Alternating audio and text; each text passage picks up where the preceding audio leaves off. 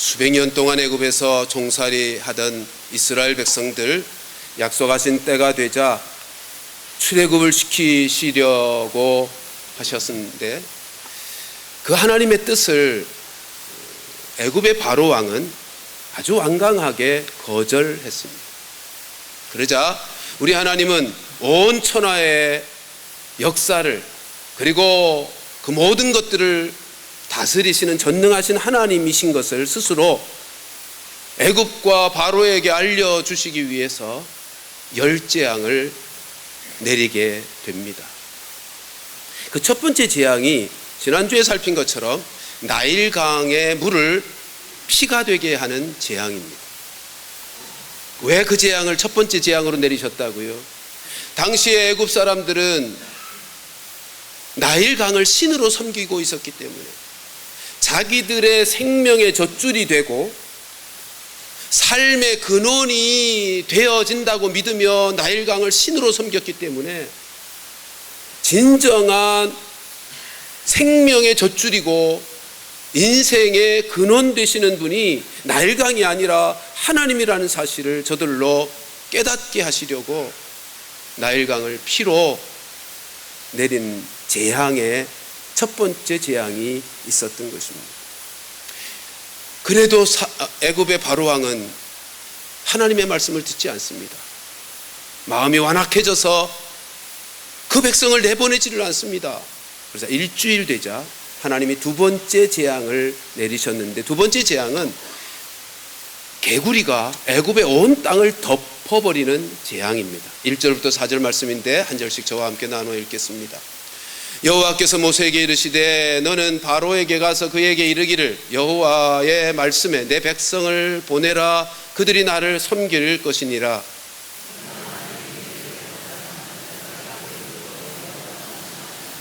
개구리가 나일강에서 무수히 생기고 올라와서 내 궁과 내 침실과 내 침상 위와 네 신하의 집과 내 백성과 내 화덕과 내 떡반죽 그릇에 들어갈 것이며,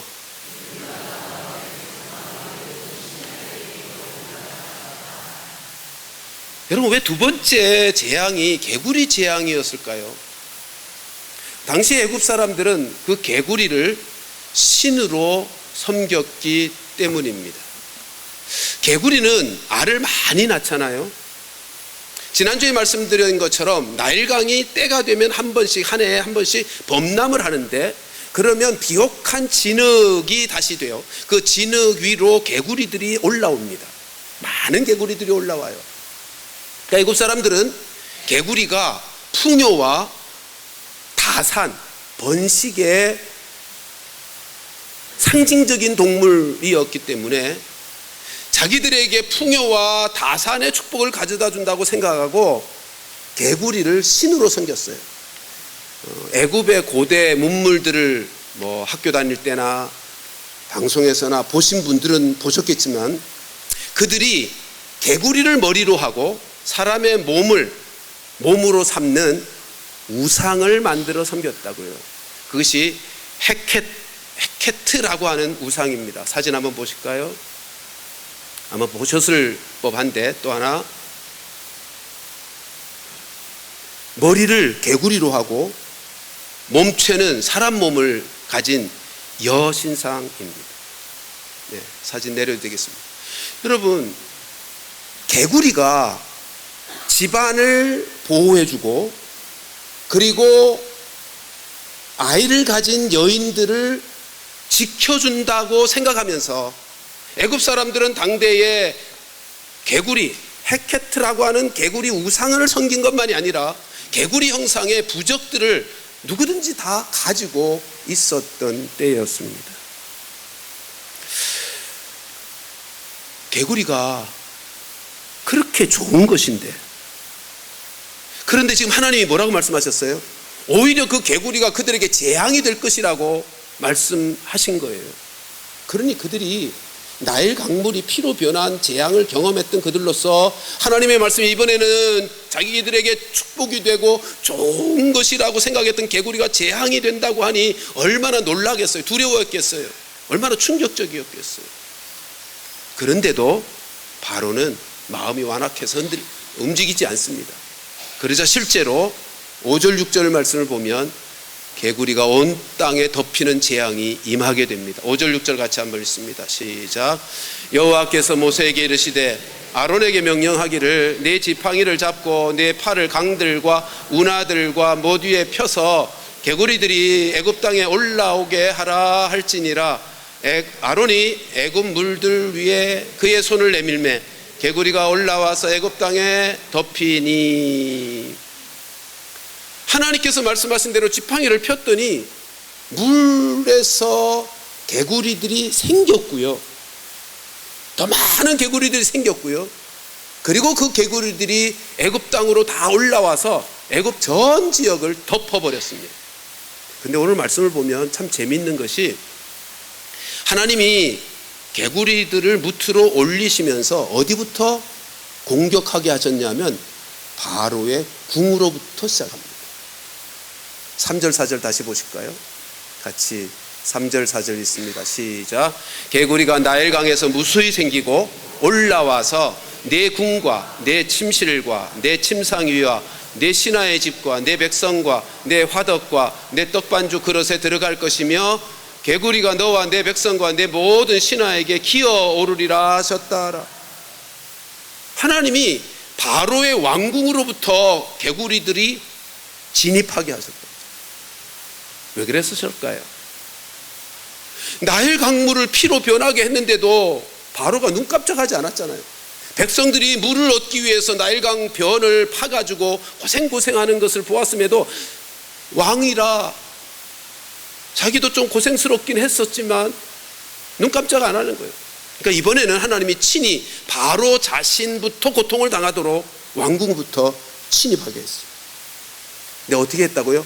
집안으로, 심지어 침실까지, 이부자리 위까지, 음식물에까지.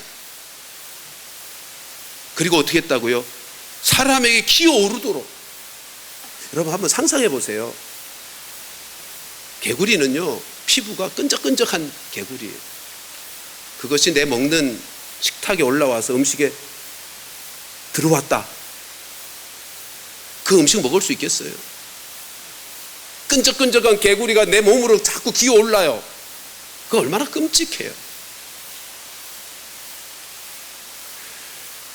여러분, 개구리는요, 사람에게서 피하는 짐승이지 사람을 좋아하여 달려드는 짐승이 아니잖아요. 사람이 다가가면 펄쩍펄쩍 뛰면서 도망간다고요. 근데 그 개구리가 사람의 생활권 안으로 침입해서 들어왔고요.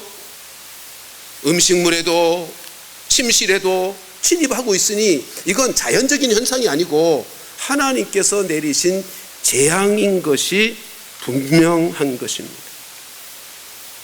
우리는 여기서 깨달아야 될 교훈이 있습니다.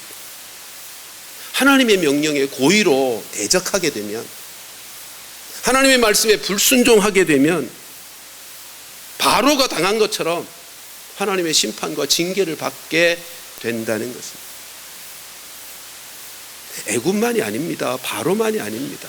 여러분, 하나님이 우리를 사랑하시기 때문에 우리에게도 우리가 잘못된 길을 가거나 하나님 말씀에 불순종하여 죽을 길을 가게 되면 우리로 안전하게 하기 위해서, 살 길을 가게 하기 위해서 우리도 징계하시는 하나님이시란 말이죠. 하나님께서 하시는 모든 말씀은 우리로 잘 되게 하시는 말씀이에요. 안전하고 살 수 있게 하시는 말씀이에요. 그러므로 하나님의 말씀을 듣고 순종하며 사는 것이야말로 인생의 가장 복된 삶을 사는 비결이죠. 지금 하나님께서 바로와 애굽에게 나일강의 재앙과 개구리 재앙을 내리신 것도 우리가 읽어와서 7장 8장 읽으면서 알 수 있듯이 그들에게도 기회를 주시는 거예요. 살 길을.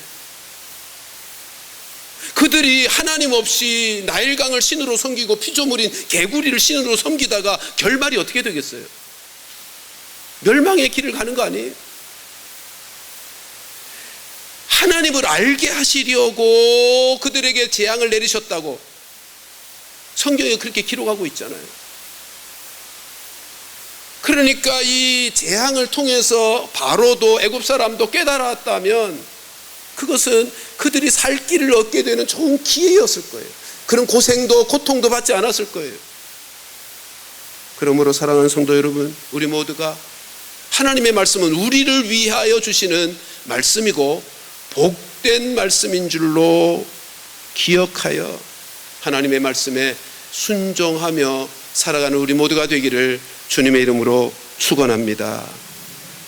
오늘 본문에 보면 7절에 요술사들도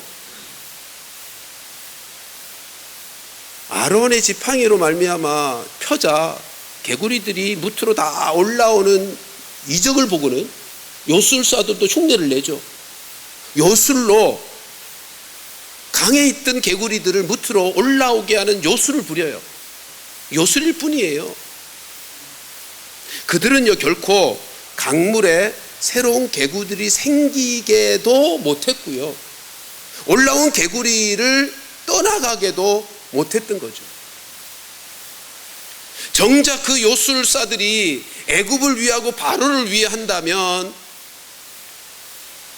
아론의 지팡이가 펴졌을 때 무트로 개구리들이 올라오는 것을 흉내내는 요술이 아니라 올라오지 못하도록 한다든지 올라온 개구리들이 떠나가도록 해야 되는 건 아니에요. 근데 지금 하나님의 재앙이 내리고 있는데 요술사들이 한 일은 그 재앙에 재앙을 더하고 있을 뿐인 거예요. 그게 인간의 한계입니다. 하나님의 심판에 심판을 더하고 있는 것일 뿐이란 말이죠. 얼마나 어리석은 행동입니까? 7절 말씀 같이 한번 읽어보십시다. 시작. 요술사들도 자기 요술대로 그와 같이 행하여 개구리가 애굽 땅에 올라오게 하였더라. 여러분, 우리 하나님은 지금의 개구리 재앙, 두 번째 재앙을 통해서 하나님 없이 한낱 자신들에게 재앙이 될 수도 있는 개구리를 신으로 섬기는 것이 얼마나 어리석은 일인지, 그들이 믿는 신앙이 얼마나 헛된 신앙인지 그들의 신앙을 완전히 지금 무너뜨리고 있는 거죠. 개구리가 그들에게 풍요와 생명을 가져다 준다, 다산을 가져다 준다 믿는 그들이 얼마나 어리석은 인생인지 깨닫게 하시고, 진정한 풍요와 생명의 근원 되시는 분이 하나님이신 것을 알려주시는 사건이 두 번째 개구리 재앙의 사건입니다. 하나님은요 많은 개구리들을 강에서 무트로 올라오게도 하시고요, 떠나게도 하시는 분, 그 어려움과 문제 속에서 저들을 구원하실 수 있는 유일한 구원자가 하나님이신 거죠. 이 사실을 잊지 마십시오. 그런데 오늘 본문에 바로가 이제는 더 이상 어떻게 해볼 방법이 없으니까 얼마나 괴로웠겠어요. 음식물에도 뛰어들고 침실에도 뛰어들고 기어오르고, 그러니 먹을 것을 제대로 먹겠어요? 잠을 제대로 자겠어요? 쉼도 제대로 쉬지를 못할 거 아니에요. 수단과 방법을 가리지 않고 뭔가를 해보았겠습니다만 대책이 안 서니까 모세와 아론을 부릅니다. 불러서 이렇게 말하죠. 이 개구리들을 떠나게 해주면 당신들이 요구한 대로 백성들을 내어보내 여호와께 제사드리러 보낼 것이다. 그게 8절 말씀입니다. 같이 읽습니다. 시작. 바로가 모세와 아론을 불러 이르되 여호와께 구하여 나와 내 백성에게서 개구리를 떠나게 하라. 내가 이 백성을 보내리니 그들이 여호와께 제사를 드릴 것이니라. 그러니까 모세가 뭐라 그래요? 바로 왕에게 묻습니다. 언제 하나님 앞에 그 요청을 올려드릴까요? 그게 9절 10절 말씀입니다. 뭐라고 대답하는지 한번 보십시다. 9절 10절 읽습니다. 시작. 모세가 바로에게 이르되 내가 왕과 왕의 신하와 왕의 백성을 위하여 이 개구리를 왕과 왕궁에서 끊어 나일강에 많이 있도록 언제 강구하는 것이 좋을는지 내게 분부하소서. 그가 이르되 내일이니라. 모세가 이르되 왕의 말씀대로 하여 왕에게 우리 하나님 여호와와 같은 이가 없는 줄을 알게 하리니. 여러분, 이 바로의 대답이 정상입니까? 언제 하나님 앞에 요청하여 이 개구리들을 떠나게 간구할까요? 라고 묻는 질문에 바로가 뭐라고 대답했다고요? 내일. 뭐라고 대답해야 정상입니까? 지금 당장. 그렇잖아요. 지금 당장이어야지. 왜 내일입니까? 지금 바로의 마음속에는요, 이 현상이, 강물에서 개구리들이 온 애굽 땅을 뒤덮은 이 현상이 어쩌다 생긴 특이한 자연의 이변이라고 해석하고 싶은 거예요. 내일 가서 하나님 앞에 요청하고 오늘 밤중에라도 이 문제가 해결될 수 있지 않을까? 이건 이 갑자기 일어난 하나님의 재앙이 아니라 자연적인 이변 때문에 우연히 일어난 사건이라고 생각하고 싶은 거예요. 왜 그렇게 생각할까요? 왜 그런 헛된 기대를 하고 있는 거죠? 이스라엘 노예의 노동력을 놓치고 싶지 않은 거죠. 못 견뎌서 이 개구리만 치워주면 백성들 내보내줄 것이라고 약속을 했지만 그 약속을 번복할 수 있는 기회를 이 밤에라도 좀 갖고 싶은 거예요. 여러분, 지금 바로는요, 자기가 소중하게 생각하는, 가장 가치 있게 생각하는 것 놓치고 싶지 않은 거예요. 이게 인생입니다. 바로만 하나님 앞에서 이런 태도를 보일까요? 우리는 그렇지 않은 인생인가요? 우리도 자주 우리가 주장하고 싶은 것 내려놓지 못할 때 많습니다. 내가 가치 있게 여기고 소중히 여기는 것 하나님 앞에서 내려놓지 못하고 하나님의 뜻 앞에서 굴복하지 못하는 경우들이 우리에게도 자주 있지 않나요?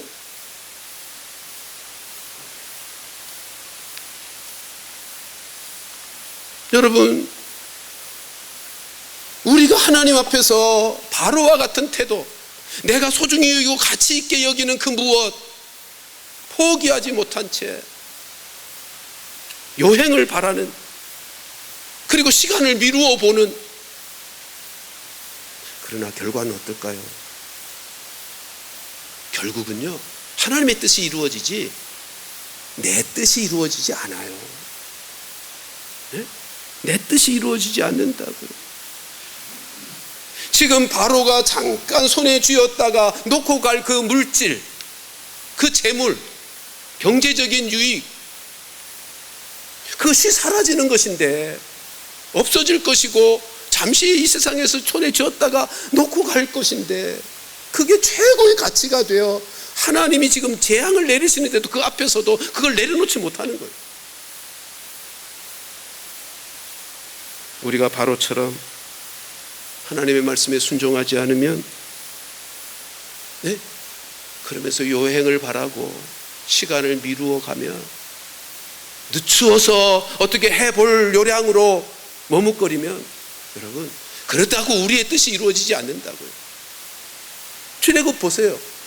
바로가 열재앙이 내리기까지 계속 마음이 완악하여 내려놓지를 못해요. 그걸, 그 백성을 보내지를 못한다고요. 그 결과가 뭐예요? 자기의 왕권을 이어받을 아들을 잃어버렸어요. 그리고야 두 손 들었어요. 그리고 역사는, 실제로 출애굽의 역사는 이루어졌잖아요. 하나님이 계획하신 그 출애굽의 역사는 이루어졌다고요. 그러니까 우리가 하나님의 말씀을 순종하여 지켜 행하는 사람만이 그의 인생이 복되고 안전하고, 하나님이 기뻐하시고 하나님이 선하시고 온전하신 그 뜻을 이루어드리는 데 쓰임받는 인생이 될 수 있는 것입니다. 그래서 우리 예수님께서 이렇게 말씀하셨어요. 누가복음 11장 28절 같이 읽습니다. 시작. 예수께서 이르시되 오히려 하나님의 말씀을 듣고 지키는 자가 복이 있느니라 하시니라. 아멘. 우리 빨간 말씀, 빨갛게 쓰여진 말씀 같이 한번 다시 읽으십시다. 시작. 하나님의 말씀을 듣고 지키는 자가 복이 있느니라. 아멘. 여기 하나님의 말씀을 듣고 지키는 자, 이걸 뭐라 그러죠? 순종이요. 여러분, 순종하려면 내 자신의 주장을 내려놓아요. 내가 주장하고 싶은 건 내려놓고 내 생각, 내 감정 내려놓아야, 그리고 말씀을 따라 행하는 그것을 순종이라 그러잖아요.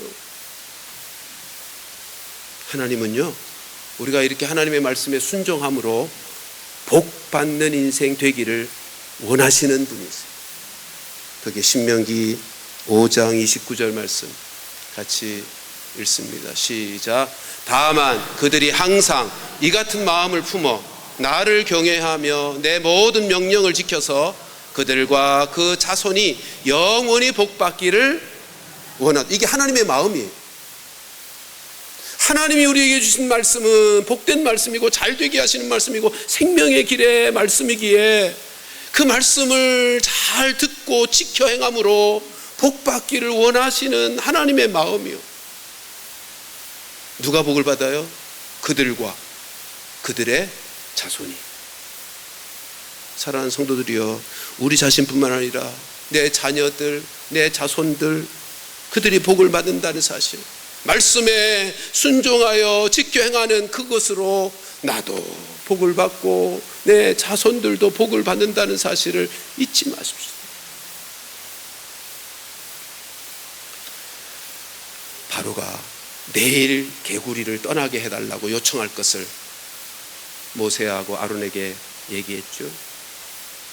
그래서 모세와 아론은 그 요청대로 하루가 지나서 하나님 앞에 간구합니다. 간절히 기도했습니다. 그랬더니 어떻게 됐어요?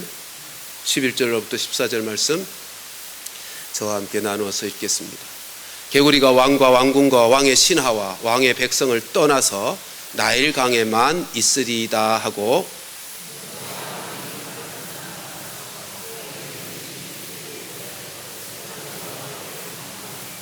여호와께서 모세의 말대로 하시니 개구리가 집과 마당과 밭에서부터 나와서 죽은지라.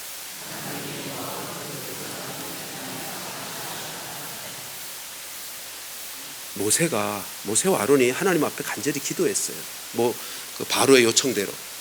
그랬더니 신기하게 집에서, 마당에서, 밭에서 개구리들이 다 나가서 죽고 나일 강물로 다 들어갔어요.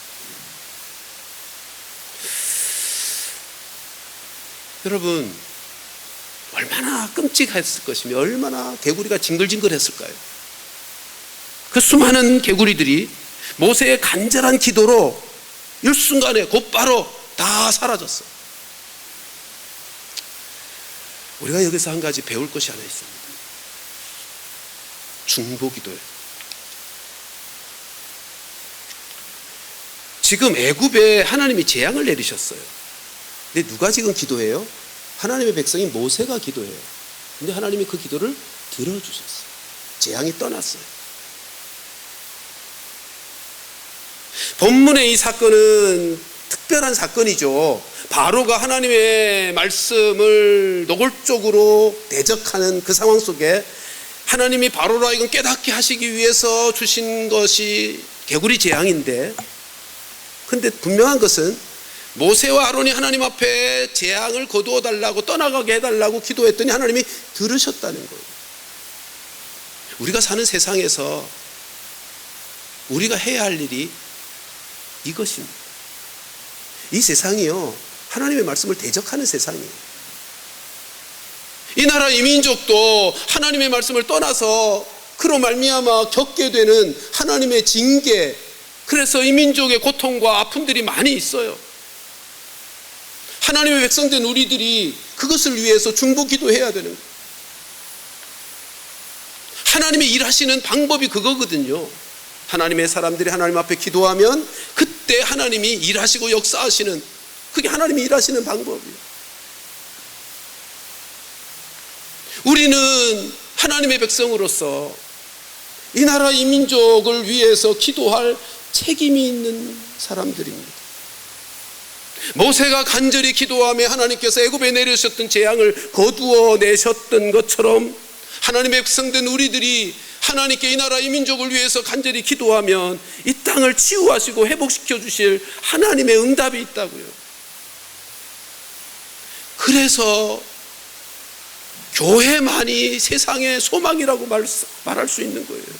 성도가 세상, 이 나라, 이 민족의 소망이 된다는 말이 그런 뜻이에요. 생각해 보세요. 하나님이 역사를 운행하시잖아요. 하나님이 다스리시는 세상이잖아요. 하나님의 긍휼과 은혜를 구할 수 있는 사람이 성도들밖에 더 있습니까? 그러니 교회가, 성도만이 세상의 소망인 거예요. 우리의 기도를 들으시고 하나님은 하나님의 때와 하나님의 방법으로 이 나라, 이 민족을 치료하실 것입니다. 특별히 동성애, 마약, 자살, 인구 절벽 등 이 나라, 이 민족의 건강함을 해치게 하는, 무너지게 하는 이런 일들과 관련해서 우리 성도들은 기도로 맞서서 싸워야 되는 거예요.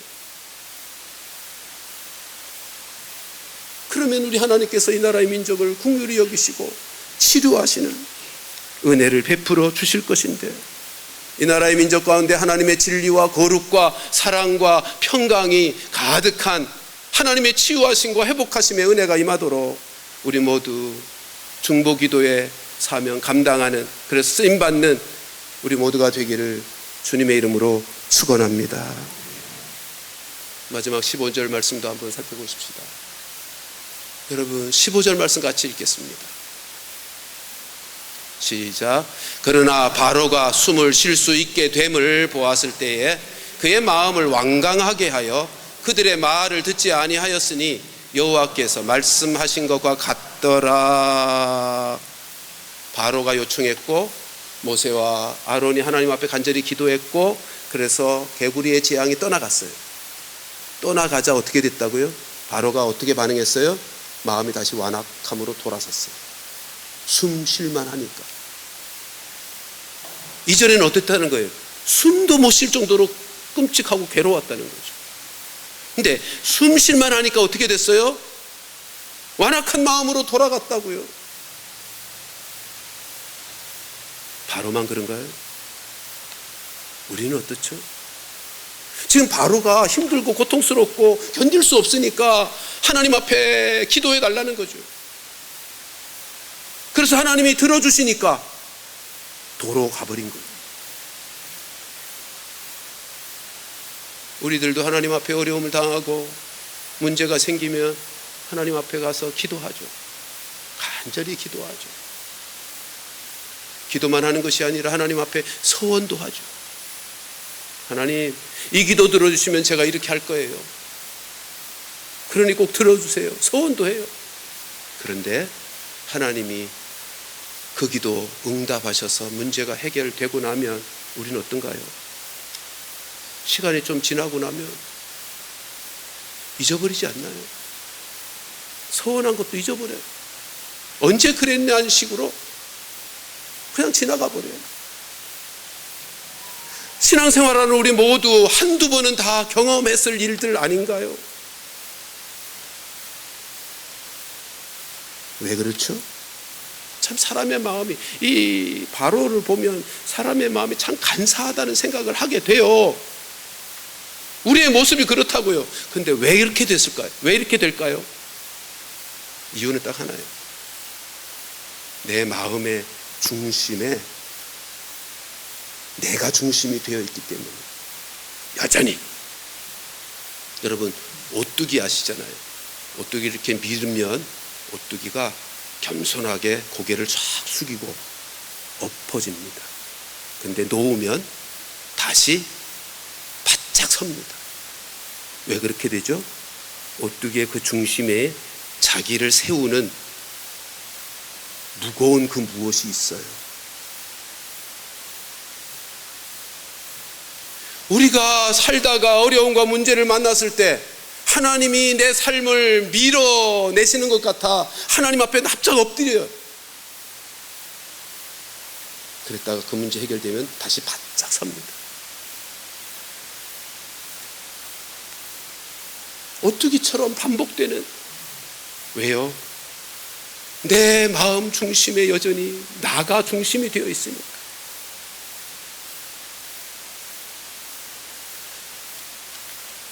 내 마음의 중심에 하나님이 계셔야 하나님의 말씀에 순종하며 하나님의 뜻을 이루는 겸손한 삶을 살아갈 텐데, 어려움을 당했을 때는 납작 엎드렸다가도 그것만 지나가면 나도 모르게 저절로 오뚜기처럼 바짝 서는 거예요. 내 마음 중심에 하나님이 중심이 되어질 수 있으려면 그 비결은 말씀과 성령의 은혜뿐입니다. 말씀에 붙들리고 성령께서 내 안에서 역사하시는 그때 비로소 내 마음의 중심이 내가 아니라 주님이 되셔서 주의 말씀에 겸손하게 반응하며 주의 뜻을 이루어드리는 인생을 살아가게 되는 것이에요. 성령으로 내가 인도함을 받는 이 성령 충만한 삶을 살지 않으면요, 우리는 계속해서 반복적으로 오뚜기처럼 내 마음의 중심, 이게 타락한 본성이잖아요. 내 중심으로 살아가는 거, 이게 타락한 본성 아닙니까? 그러니 오뚜기처럼 다시 서는 거예요. 날마다 우리 자신을 십자가에 못 박고 성령이 나를 이끄시고 인도하시고 다스리시는 그 삶을 통해서 진정으로 나 자신의 중심됨에 타락한 죄성을 극복하고 하나님의 말씀에 순종하며 살아가는 이 복된 삶을 우리 모두가 살아가게 되는 은혜가 있기를 주님의 이름으로 축원합니다. 그러면 약속하셨습니다. 들어가도 복을 받고 나가도 복을 받고. 신명기 28장 2절과 6절 말씀 이어서 읽습니다. 시작. 네가 네 하나님 여호와의 말씀을 청종하면 이 모든 복이 네게 임하며 네게 이르리니. 6절. 네가 들어와도 복을 받고 나가도 복을 받을 것이니라. 아멘. 사랑하는 성도 여러분, 이 하나님을 아직도 알지 못하는 우리의 사랑하는 이들이 있지 않습니까? 여전히 자기의 마음의 중심이 자기가 되어 죽음의 길, 멸망의 길로 나아가는 인생들 우리 주변에 많이 있고 내 사랑하는 이들 중에 많이 있지 않습니까? 하나님이 중심이 된 이 복된 인생, 말씀에 순종하며 축복의 말씀에 그 복을 누리며 살아갈 수 있도록 11월 17일 추수감사 전도 축제 때 이곳으로 복음 듣도록 모셔오는 일에 우리 모두가 힘쓸 수 있기를 간절히 바랍니다. 우리 전도 축제에 구호 외치고 함께 기도할 텐데 함께 구호를 외치십시다. 천하보다 귀한, 띄워주세요. 같이 읽습니다. 시작. 천하보다 귀한 영혼을 하나님께로 인도하자. 11월 17일 추수감사 전도 축제 기도하겠습니다. 우리 시간 함께 기도할 때 말씀 생각하시면서